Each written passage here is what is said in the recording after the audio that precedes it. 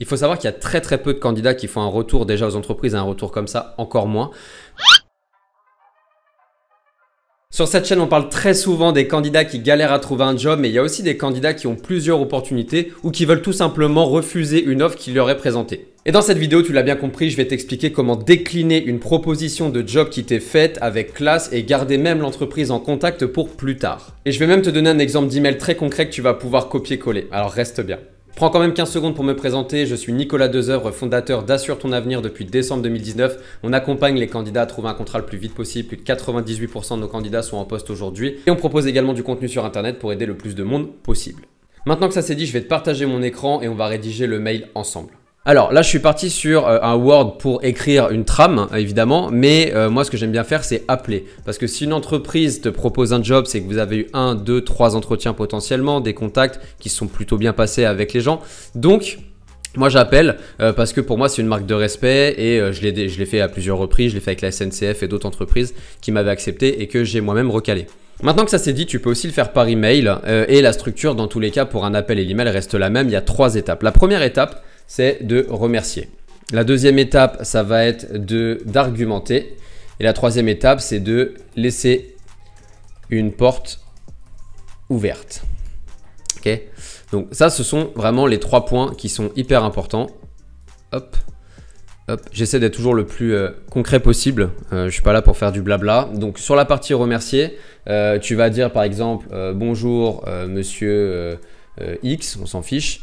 Je reviens vers vous suite à votre proposition pour le poste de chargé de marketing par exemple en CDI à compter de mi-février 2024. Enfin évidemment, vous me mettez une date précise, mais voilà, essaie d'être précis dans ce que tu avances toujours. J'ai beaucoup apprécié la qualité des échanges avec, j'allais mettre vous et les autres interlocuteurs de ce processus. Entre parenthèses, on peut préciser Madame Y et Monsieur Z, par exemple. Tu peux aussi les mettre en copie d'ailleurs. Je vous annonce qu'après réflexion, je décline cette proposition. Donc là, c'est la première étape, c'est simplement reconnaître le fait que ça s'est très bien passé, qu'ils t'ont accordé de l'attention et ça paraît être le minimum, hein, évidemment, pour leur dire, bah voilà, vous m'avez accordé du temps, certes, on continue pas ensemble, mais le minimum, c'est que je revienne vers vous pour vous faire part de ma décision. La deuxième chose, c'est d'argumenter. Alors là, il y a toujours un débat, il y en a toujours qui me disent « Ouais, nous, on s'en fout, les entreprises, elles sont intransigeantes avec nous, elles n'ont pas à savoir ce qu'on fait de notre vie, gna gna gna ».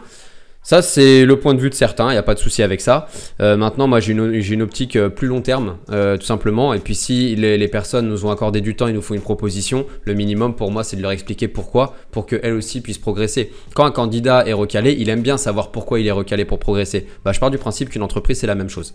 Ici, l'idée, c'est donc de leur donner la raison du pourquoi tu n'y vas pas. Donc, ça peut être parce que tu as une autre entreprise et tu as des meilleures possibilités d'évolution de carrière, parce que la rémunération est plus élevée ailleurs, parce que finalement, tu peux pas aller travailler dans cette région pour X ou Y raison. J'en sais rien. Mais de leur expliquer le pourquoi tu ne vas pas chez eux, qu'ils comprennent et ça me paraît logique. Donc là, on peut mettre par exemple, en effet, j'avais une seconde proposition en parallèle qui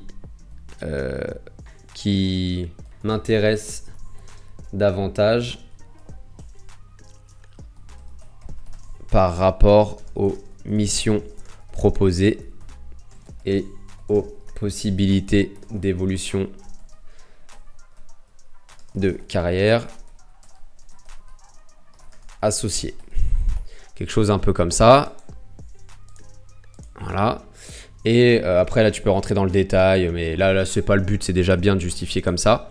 Et voilà, et je vous informe cependant qu'ayant beaucoup apprécié nos échanges, je reste ouvert à discussion pour une éventuelle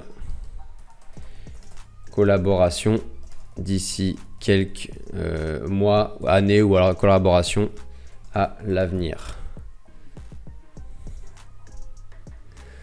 Voilà, je vous souhaite le meilleur pour la suite. Tac. Et puis moi, je mets toujours le numéro à côté qui va bien. Voilà, quelque chose un petit peu comme ça. Donc, si on retire les 3 phases ici, hop, voilà. Ça fait quelque chose comme ça, donc je le relis. Bonjour Monsieur X, je reviens vers vous suite à votre proposition pour le poste de chargé de marketing en CDI à compter de mi-février 2024. J'ai beaucoup apprécié la qualité des échanges avec vous et les autres interlocuteurs de ce processus.